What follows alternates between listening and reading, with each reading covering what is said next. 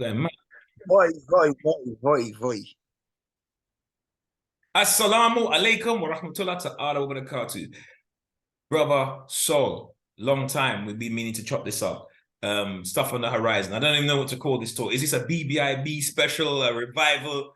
You know what I mean? Dub plate, dig back in Long time something come back again. again, dig up the dub plate then. But listen, recent. Assalamu alaikum, Ramadan Mubarak to all Yes, Ikhwan. yes, to all the believers in the month of dedication. Maybe the inspiration came and the vibes came in the month of Ramadan, but I've just been paying close attention to social media and to the world of literature and lectures and stuff like that. And I'm just aware that this young brother, Mustafa Briggs, has been doing some great works. He's written a book called Beyond Bilal, and he's explained about the whole host of significant major figures of African ancestry or Black Arab ancestry in the Islamic epistemology and the story of Islam, right? And he doesn't use this language. I'm using this language. But there's been this mega whitewashing that's going on or gone on and maintained, and it's been maintained. And although what he's saying isn't new, we don't know this in the work of Tariq Berry. We know that even brother, better give a shout out to brother Abdul Kareem. He's been posting those left, right, way back from the days of when we used to kick it at Talma Road and I'm trying to say to you, way back in the 90s and stuff like that, he's always been kicking his stuff. And we've seen bits and pieces in J.A. Rogers, we've seen bits and pieces in the works of Ronoko Rashidi, you know what I mean, Africa's Gift to Early Asia, Golden Age of the Moors. This information's been out there, right? Even people like Abdullah Quick, Sheikh Abdullah Quick, respect to him, he's put certain information out there. But the one thing I've noticed, bro, is that it's always been not when I'm talking about the Muslim scholars in the mainstream, it's always been presented as quite reasonable, lukewarm. These are just some facts that you may not be aware of, and many people don't know kind of tone. And I think it needs to go deeper than that. But that's not everybody's calling. But I think it needs to go deeper than that. So what say you, my bro? Well, first of all, in the name of Allah, most gracious, merciful, thank you, bro, for inviting me back onto this illustrious platform again. Your content, as always, usual, is always hard hitting, bringing the facts and the truth to the street, to the intellectuals, to the and to those who are in power, who are quaking at the content that you produce. So, alhamdulillah for this again, and for giving me the opportunity to sort of just kick it with you and chop some stuff up. All I can say is that the day of the Uncle Tom swamp running Negro Muslim is over. Them times is done. Them times is behind us. There's a new Black Muslim on the scene, whether he's Sunni or Shia or Sufi, whatever. We don't about to care about that. No business about them thing. I feel business. Now, it's about the fact is, as a family, as people of African descent, Hamitic descent, whether you want to call yourself a Nubian Hebrew or whatever you want to call yourself, we have to now be unapologetic in making our stamp on our mark to claim historical figures within Islam, within the Bible or the Quran, or in the Torah, wherever we want to find them, historical figures that are a Black people, they have a Black descent, they have a Black African Hamitic descent, Adamic ascent. Mm-hmm. And this pussyfooting around is over. We have to sort of like put it out there and say, look, as far as we are concerned, these characters are Black. If you got an issue and you think that's a racial thing, don't take it with us, take it with Allah. Because Allah said he made all the colors in the Quran. And he made the colors of different skin hues and pigments so that we can respect each other, and be close as equal, as brothers, all like the teeth on a comb, right? Mm-hmm. But we are not the ones who have used these figures as a political football in a racial, prejudicial way.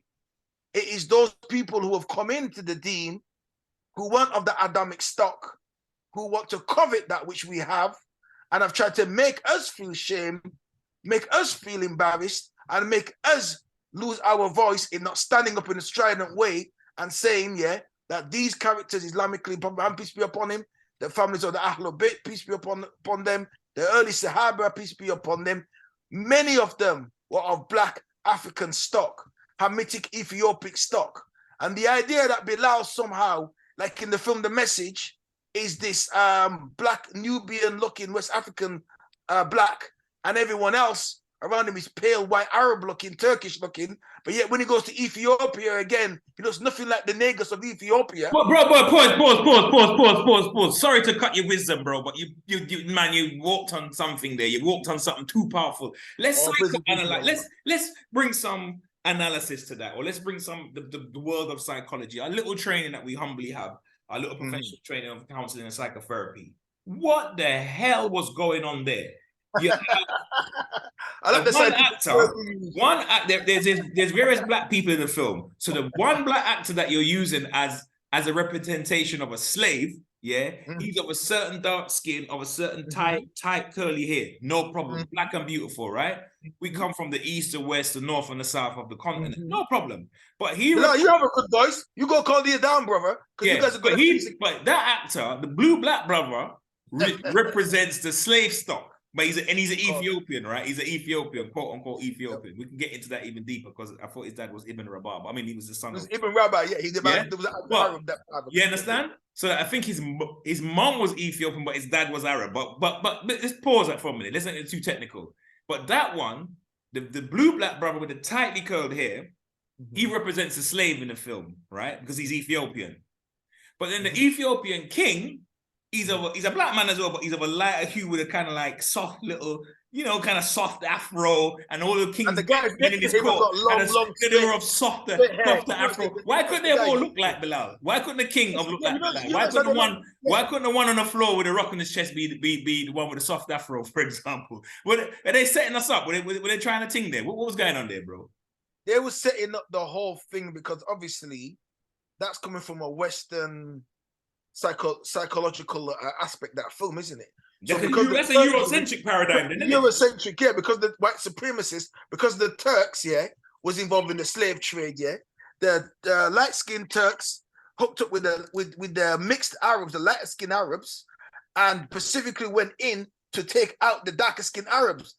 He's talked about this. The Iraqi Basran black Arabs. What did he say? What did he say? Over time in the future where they're gonna come and try and teeth this thing. You don't believe Al Jahid? You don't believe Al Jahid? Elvis and rock and roll. They always got to be the top in the thing, bro. Right? When that Batty Man, Little Nas X, yo. When he took a country record and he was the biggest selling country record of all time, and he tried to go for the country record #1 award. They said no, because you're not a country artist. You can't just jump in on this thing, innit? When it comes to pizzas, no black man's the top pizza maker. When it comes to Kung Fu and Shaolin, the Wu-Tang could do all their Kung Fu movies, but they're not granted the #1, the kings of Wu-Tang style Kung Fu. But when it comes to rap music, Eminem as a white dude, he's the god, not just the king of hip-hop. He's the rap god. And because what's interesting is that so the same thing. Hold on, I'm trying to say the same thing. Hip hop music isn't about color. It's not color. It's music. Then when it's a black person created it, it's just everything is about. Imagine, but when it comes to country music, there's no black man on top of it. It's about color, then, though, isn't it? When it comes to opera, it's about color, then, though, isn't it? Name me one of their creations that they have as European people that a person of color is the #1 in it. He's the god of it. But in our thing, rap, hip hop, rock and roll, blues, jazz. They're all the top of it. In the 40s, Tommy Dorsey was the top, the king of swing, a white dude. Even though Duke Ellington made it up. Right? Elvis. Exactly, yeah. What's her name again? I forgot her name again. There was a white woman that put over Billie Holiday in the 40s. Elvis in the 50s. So the same thing happened in this film. He understood that. He understood what the Turks did. And he said they were going to do this back 1,000 years ago. So what we have now is that in order to justify the transatlantic slave trade, which the Turks and the Europeans were involved in, and the paler Arabs, they have to denigrate us and dehumanize us and take us from our original position and lower us down. So we know the word Arab just means, like the word gypsy, it just means a traveler, someone, a desert dweller. That's what the word it means. The original word Arab is a Roman word that actually meant dark-skinned Arab dwellers in the Horn of Africa. Those people in that particular area, people of dark Hamitic descent. That's what it meant.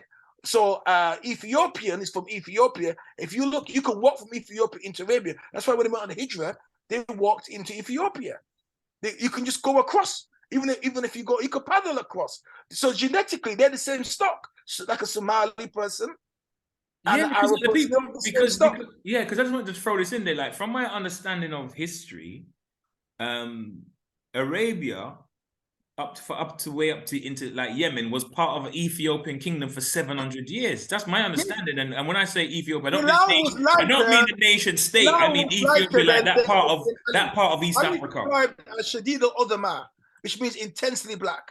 So even according to Hadith, Bilal was lighter in complexion to him. And what they would do is, for example, there was a Hadith that says when one time some Arabs, some Habashis, some Ethiopians came and they were doing some dancing, and Aisha wanted to see the dancing, and so she asked the Prophet, could she look? Because it was a big crowd, because she was small. He put her on his shoulders, and they came in with drums and it was beating us doing a dance. And the original Hadith actually says they were Ethiopians that came in. But when it got translated, they put blacks. It said black, it said Ethiopian. But because if you're a Eurocentric mindset, when white people and Turks and these people wanted to embrace Islam, if you said Ethiopian, there was, oh, that's black, I mean it's dark. In order to change the palette of it. Because to have a black prophet, we as a black people, we'll accept anybody. Look at the black people in the church. The Jesus is white, blonde, blue-eyed. We're not business. But these men of different races can't accept Islam unless, as you notice, they paint them looking like them. If it's blonde, blue-eyed looking Ali, or the Ahlul Bayt in Iran the Ahlul Bayt look like them. In Iraq, the Ahlul Bayt look like them. We ain't got no problem with the Ahlul Bayt not looking like that if they did. Because we are a people of rhythm. We're a people of love. We're a people of compassion. We're the original Adamic people where Allah put the fixture of humanity in flows through us. Not through them, man. So this is why Malcolm made it quite clear, isn't it? That we have to be unapologetic. We have to stand on truth, stand on the square of truth and pure righteousness. When it being, you know what I mean? We're not being so-called racist because we can't be racist. Racism is prejudice plus power. We may have prejudices, we don't have the power to carry out our prejudice like these men do. We are not supremacists by nature. We're supremacists with black people do have there is a level of race amongst ourselves. Exactly. We have internalized racism. I mean, exactly. In fact, let me answer that question. Let me ask you that question because obviously there's anti-black racism in the world, in the world in general, and in the Muslim world, right? Let me not say Islamic world because it wouldn't be Islamic if it was racism. But let me say in the Muslim world, amongst Muslims, there's a kind of international or global caste system, and we'd say that the black people are sitting at the bottom of that totem, right? But what is the biggest fight? Is it to expose this whitewashing so that other non-African Muslims may lean towards a less racist position and may change what's in their hearts? Because there's all this information in the books about, Imam Ali, about Caliph Omar, about, Adam or whoever, all this different information that Mustafa Briggs has put in his book, right? Or is it about us convincing and actually healing ourselves with some of this information and the implication and the responsibility it puts on our shoulders as a people to be identifying as a people and to be like self-governing, the self-determining and the destiny for our children, laying out a path for our children? Which one do you think is the imperative? I think it's us dealing with the self-inflicted, internalized self-hatred that these men have put on us, right? I think it's acknowledging that when Iblis, who was corrupted on a psychological level by the shaitanic force of evil and pride, says, what did he say? I'm not going to bow to that thing that you created of black mud fashioned in shape. He named the color of this new being, bro. This new being that was created called Adam. He didn't just talk about its potentiality. He talked about the color of it, bro. This black thing that you created, altered and fashioned in shape. So this is, and so the Adamic force of evil, right, of trying to deny Adam, because he didn't want Adam, he wasn't going to bow to acknowledge Allah's power, because Adam could name all things. Adam knew all the names of things in creation, right? So he was given a power which no one else had. So this jealousy, which we find of us, so this is why these people, when all these religions come, like from Adam, to Noah, to Moses, to Jesus, these black prophets brought this knowledge. Have you noticed that the people, the Shaitanic people, come along and like these pale Jews these Russian pale Jews who tried to take over the original lands of the Muslims in Beit al-Maqdis. The same thing now the Christians tried to do by turning Jesus white, and now you find the same thing in these films that they make. They don't draw the pictures of the prophet, but they do paintings with a light around his face, but his hands, everything around him is white. People all around him is white. This is the Shaitanic thing, denying not just the truth of the wisdom and the religion coming from a prophet of black skin, but also him having black skin. They can't accept that. They have to change it. And this is, you know what? We don't have to go outside the house to find ourselves. If I try to define myself by my next door neighbor as a father, as a provider, as a protector, and if my wife tries to define herself as being feminine and fit and being submissive and service her husband, having duty to that by going next door, of course there's going to be turmoil in my house, in my home. So why do you think there's internal conflict within us, a psychological damage to us? Because we're looking outside the house to define and find ourselves. We need to look to our own self. We need to clean up ourselves. We don't have to bother look to these men. We don't have to make ourselves palatable to white people or people of color or other people who deny the reality that the prophets and the imams and these people are black. The imams married black Nubian queens. This is a fact. Imam Mahdi alayhi salam is a black man of Sudanic descent. Bro. Let me step in there because I want to read something to you and I want to go back to the imams of Ahlul Bayt alayhi salam. Yeah, but give me just a minute to read something to you. Yeah. Mm-hmm. And this is from the same Young Brethren's website, brother Mustafa Briggs. Mustafa Briggs, yeah. He says, Hajjah. He says, Hajjah, wife of Prophet Ibrahim alayhi salam. Hajjah was of East African descent through Egypt, right? Before European and Middle Eastern invasion and migration and the subsequent mixing. Ancient Egyptians were genetically similar to East Africans and Nubians, right? I mean, you can look at the work of Sheikh Anta Diop to verify that. You can look at the works of Ivan van Sertima to verify that. You can look at the works of J.A. Rogers to verify that. Just a starting place. That's just a starting place, right? So this woman, right? I'll read a little bit more. So this woman, Hajjah, he refers to this woman, God's blessings be upon her, right? We enact Hajjah's actions when we go for Hajj in Makkah by performing Sahi, running 7 times between the mountains of Safa and Marwa. You know you've done that, brother. You know, Haji Soliman, you've done that. I've been blessed to do that myself, right? But we never hear from the member when we're trying to address racism from the mainstream scholars, whatever their denomination, the mention of Hajjah, this black woman, this Egyptian princess, this progenitor of the rites of Hajj, that is one of the fundamental aspects of the religion of Islam. Which scholar have you heard talk about Africanity as a way of combating anti-black racism? Why is it always Bilal the slave? Talk to me, man. What's going on? Again, yeah, this is the conspiracy to lock us out of our heritage, to keep us deaf, dumb, and blind, to justify the robbing and the stealing and the attempted destruction and genocide and menticide and factorycide and infanticide and suicide of a nation, bro. Menticide? Yeah.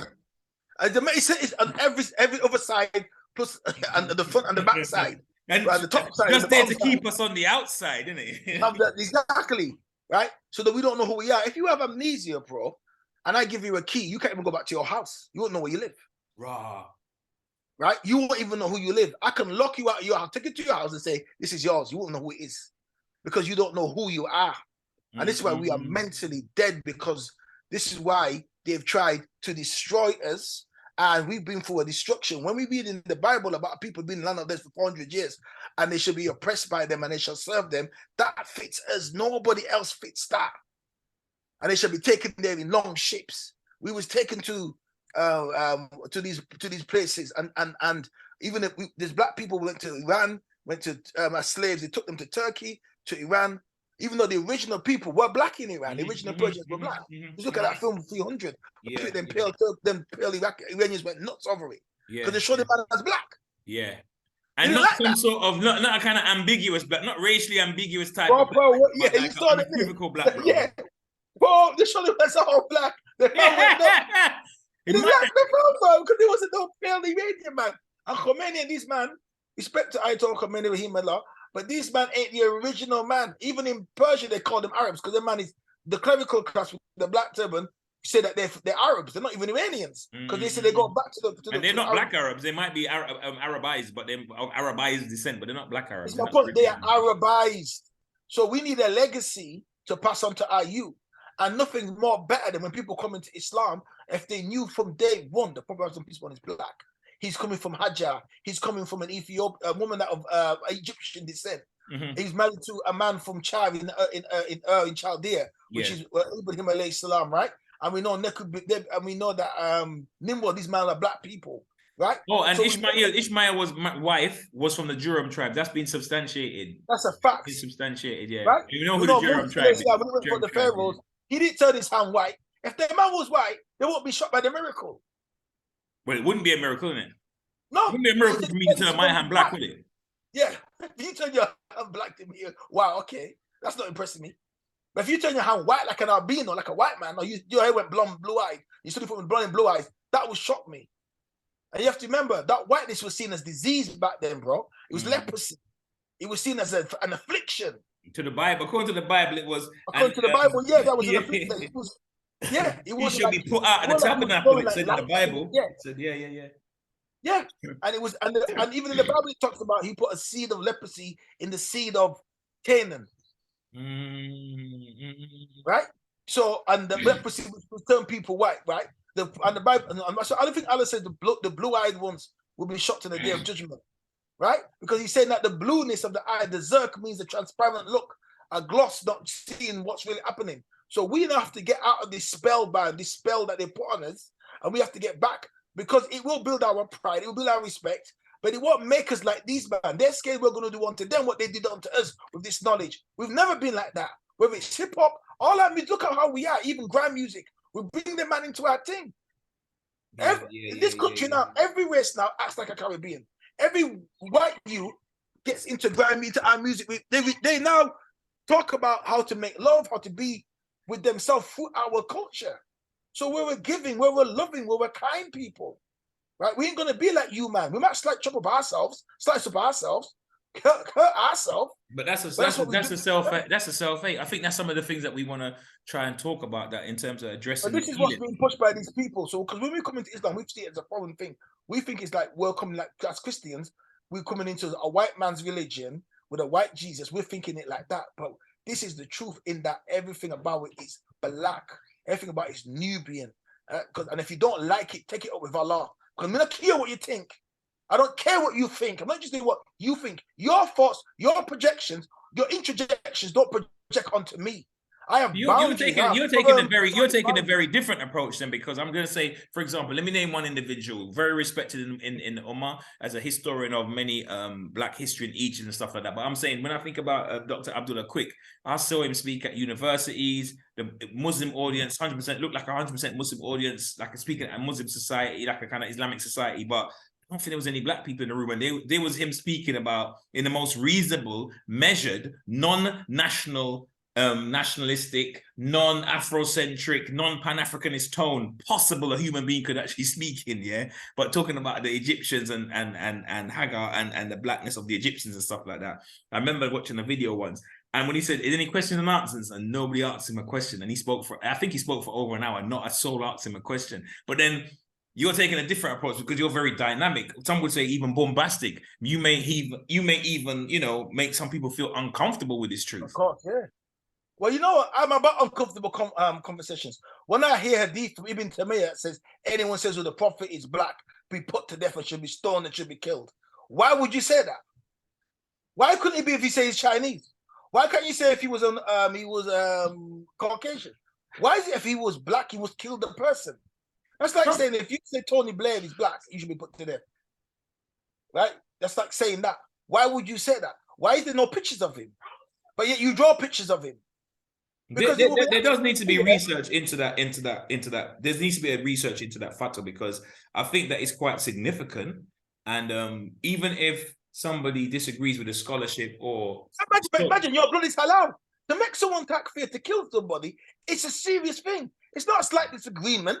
It's not a matter of It's not ikhtilaf. It's not like saying You know, saying subhanallah 3 times in prayer or 7 times or something like that. It's not no little. It's if you say the prophet is black, this means you must be put to death, because to say he's black would denigrate him, would bring him down. Hadith, like Imam alayhi salam said, when Ibn Saba, the guy, the so-called Jewish guy that created the Shiite guys, who went to Ali, and Ali probably said, "Get this black Negro from in front of me." This black the same devil. Man that was recorded as Udamar Shadid. I don't understand. Like, they're playing games. Yeah. So I'm saying to you, right? That he said, "Get this black man." Or black people come from Satan and all this stuff, right? From the shoulders of Satan. If you want to see a black man, ugly man, this black guy's black. He kept on talking apparently about the guy's blackness, right? When we know that Abdul Muttalib was black as a million midnights, and we know that to the dark Arabs, right, that the black camel was the most prized camel. We know that their problem was when the Hadith says about don't discriminate against a black Arab over a white Arab. Of a black Arab, it was the black Arabs who Allah was trying to say don't discriminate over the white ones. Yeah, no, I understand. And all this, when they said the Quran and goes on the day of judgment, the people will have black faces in hellfire and the white faces will be in Jannah. They see how they twist his words. When Allah says about Allah's talking of a nur and a light, spiritual light and the absence of spiritual light, but they turn it into skin coloring. Black in there, black faces. Yeah. So say something to our people though, because there's going to be people who hear this. They're going to be black people who hear this. When I say black people, there may be some brothers from the continent, sisters from the continent of Africa, right, of African heritage. They might be mildly interested. They may be moved. They may be not moved. But I'm talking about the people from the diaspora, the African American, the African Caribbean. I think people of the ancestry, right, who have people who might have what Joy the Crew would call post-traumatic, or generational trauma. Let's just use that term. Some people that might have some generational trauma. Even you speaking in the tone that you're speaking in, you might be triggering them. You may be thinking like, man, back in the shack when somebody like you spoke, it might go wrong, and it could. There was somebody behind to undo what I just said. Our skin could have got peaked. No, in fun and joke, but you talking the way you're talking a few generations back ago, and because it could be through epigenetics in our DNA to some degree. You talking in that tone, right, could mean that the powers that be is going to peel the skin off of our back. It's going to get ugly. So best thing to do is to keep your head down and keep it pushing. So when you speak in that revolutionary tone, you haven't used that word, but when you speak in that revolutionary tone, you may be triggering something in the DNA. The reason why this is important, bro, is because if we believe in the Mahdi, if we believe in Jesus, the Bible says he has skin like it was burned in an oven, right? So it talks of the color of him, a black man coming back. He shall come back like a thief in the night. If you believe the Mahdi al-Islam will come out of occultation and announce himself to the world, and it says both of these figures will be rejected. Both of these figures will only the minority will agree to who they are. To test the reality of the world, to test these people who they are, they have to come back black. They cannot come back any other color, because you coons, you Negroes, you swamp runners, you sellouts, you will accept them. Because that's what you want. I was hoping for a therapeutic word, but you said you send them back in shock way. You shock and awe them, but how would you test them to say if Jesus and the Bible says his color? The Hadith says the color of the Mahdi alayhi salam. We know his mother knew being of stock. We know he comes from a black lineage. To test all these so-called Shiites and all these Sunnis and all these people that want to talk about Imam Hussein and talk about Abu Bakr and Omar and the Sahaba. How would you really test all these white people who come Muslim, all the Pakistanis, and all these people who won't even marry their daughter to a man of color, right? You have to test them, and it's only a minority because many will be called, and only few will be chosen. So you have to separate the goats from the sheep, right? So and the Bible talks about him Jesus having hair like lamb's wool, right? So he's got lamb's wool and skin like burnt brass. Come on now, speak to me, speak black to me, right? You can't deny the truth. You can't get away from this. It's in your face today. I'll just put it all up in your grill. You can't deny what I'm saying. You might not like what I say. You might think I'm bombastic, I'm arrogant. Well, you can think what you like, but the truth is the truth. Brother, but where's the Latifa? Where's the Muhammad? Where's the Muhammad? Where's the Latifa? Exactly, your tone. I'll slap you with the truth from the Hadith. I'll slap you with the truth from the Quran. And I'll reach into your throat and bring out the lie. Because today's truth is on the line. Don't touch that damn internet button, man. You know you can't turn away from this. You know what I'm saying. In fact, that little voice in your head is saying, you know what? I don't like the spirit of that Negro, but he's saying the truth and I can't deny it. Who's that Negro? Who's that Negro on that horse? That's it. Like, yeah.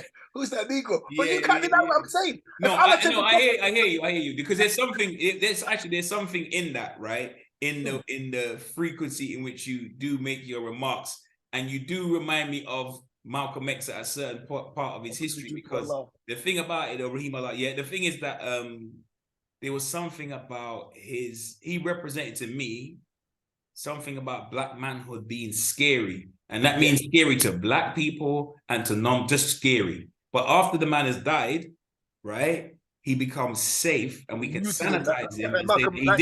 He did the Hajj and he said he believed in the 5 prayers and he was more approachable from an Orthodox position. But for the best part of his life as a man working towards bringing the dead back to life in terms of black people's mental death, that is, but he wasn't really everybody's cup of tea. And I think it's similar with Muhammad Ali. It makes you think. They mute them, they castrate them, bro. Muhammad Ali weren't like everybody went like he was popular, but he was also unpopular and vilified. But after at his funeral, I heard him talking about he was a civil rights leader and he was there for the disabled, for gays, LGBT rights, the gays. I was like, I don't know. These guys are alpha males, right? This man talking that level. The Bible says Jesus has got eyes like fire. He's got hair like lamb's wool, and he's going to come on a sword. He's on a fiery charger, and he's got a tongue with a fork tongue.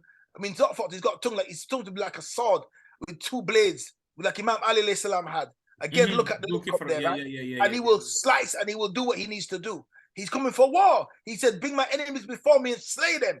He used this parable of a man who's going to do this. So we're going to mentally slay these people. We're unapologetic. We don't care if you like it or don't like it. It's our house. We're going to say to our people that these people, notable figures, are black. This is the truth of who they are. We have to stop pussyfooting about and pretending, trying to appease these people who don't like us anyway. They're not marrying their daughters to us anyway. They're not bringing us into their thing. We can visit their thing, but we're not part of their thing. So the point of the matter is, we have to get this negritude out of our people. We have to say to them, look, these people that in the Bible and in the Torah and in the Quran that you're reading about, you know what I mean? These great nobles, they look like me. They look like us. We are those people. We are the inheritance of those people. But we're supposed to be righteous with it. Let's not go down the road. These other people went down that road. And it's not in us to do this because we're coming from Adam. So the link from Adam to Moses to Ishmael, from Abraham to Ishmael, black, sense of Kedar being black, right? All the way down, man, to the Nubians, to the Nile Valley, going all the way to Prophet Muhammad's family from the tribe of Ishmael, and then down to the Imams. It's clear. It is undeniable. It is unarguable. You cannot bring any any epistemological or any other type of evidence to counter what I'm saying. Would you say Mustafa Briggs has laid it all out? The words indisputable and irrefutable. It's indisputable. Yeah, it's like, you know what I mean. My style is undefeatable. My defense is impenetrable. Impenetrable. Yeah, right. So the point of the matter is, the hell with what people think. We don't care about your thinking no more, bro. You've held us back too long. And any other black people who want to come at us, history is not on your side.